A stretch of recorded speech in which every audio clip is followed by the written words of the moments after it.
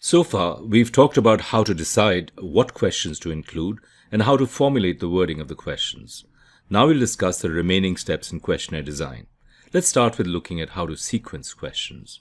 In sequencing, as in questionnaire design generally, there are no hard and fast rules, but there are some guidelines to follow and some pitfalls to avoid.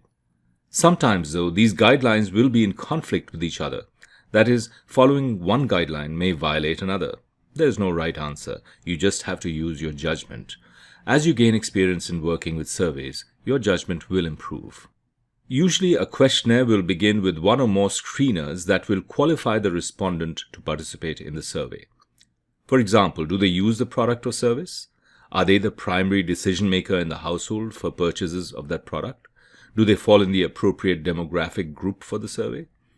If they fail to qualify on any of the screening criteria, you would end the survey there. The main survey often begins by asking questions about the respondent's behavior. Not only is this easier to answer than a more complex question, such as their attitude or perceptions, it jogs their memory and provides them with context, and this context helps them to reflect on their attitude or perceptions regarding the product or service. This will improve the quality of the answers that they will give later in the questionnaire in response to the more complex questions.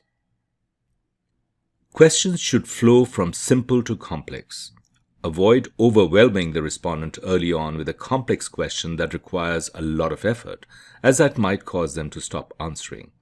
Once they have committed to the first few questions, they will be more inclined to continue even if the questions require more thought. Questions should flow from general to specific topics. For example, you might start by asking questions about the product category, followed by the brand. Or you might ask about their awareness of the brand, followed by whether they have tried the brand and then what their perceptions of the brand are. Sensitive questions should come as late as possible in the questionnaire. This is to minimize non-response to the subsequent questions. If the questionnaire begins with one or more sensitive questions, chances are the respondent will stop answering and not continue. But if it comes later in the questionnaire, the respondent has already answered most of the questions, and you will have that data. They may still refuse to answer the sensitive question, but having come so far, they are more likely to complete the questionnaire. Demographic questions should be at the end of the questionnaire. Some demographics may be sensitive, such as income, education, even age, and for the reasons mentioned earlier, they are best left to the end. The exception, of course, is if you want to use demographics as screening criteria, in which case they have to be at the beginning. Another type of bias that can occur because of the sequence is called order bias. Here, the order in which you ask the questions or list the answers can bias the response you get. Here's an example.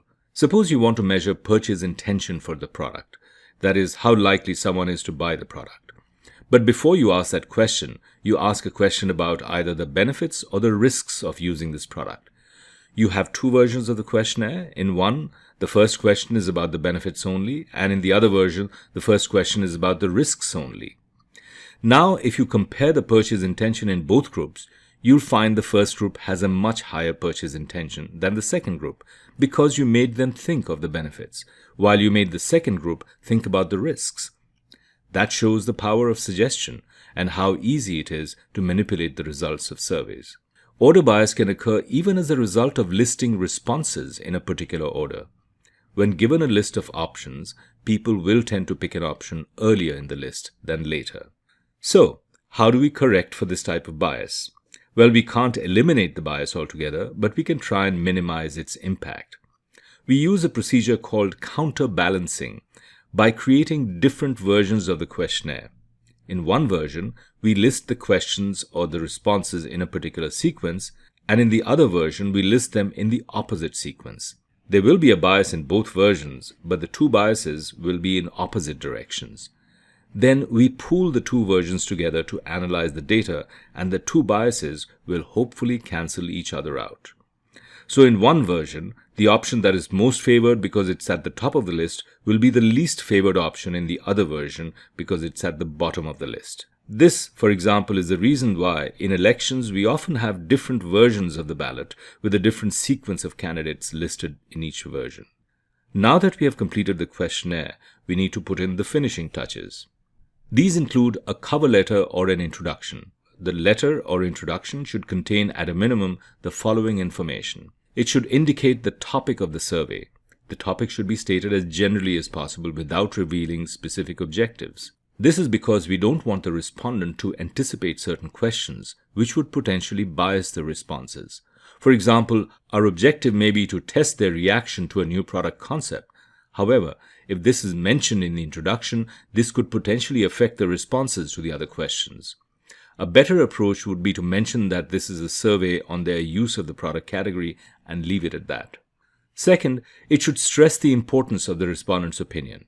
Since respondents often are reluctant to donate their time and effort for the survey, you need to reassure them that their opinions are valuable and you could not complete the study without their participation.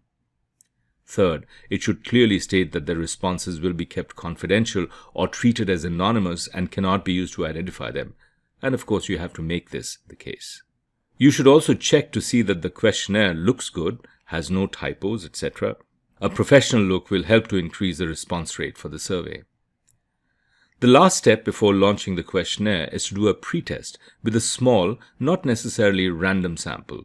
The idea here is to make sure the respondent understands the questions and the instructions and that nothing is unclear, ambiguous, missing, or incorrect.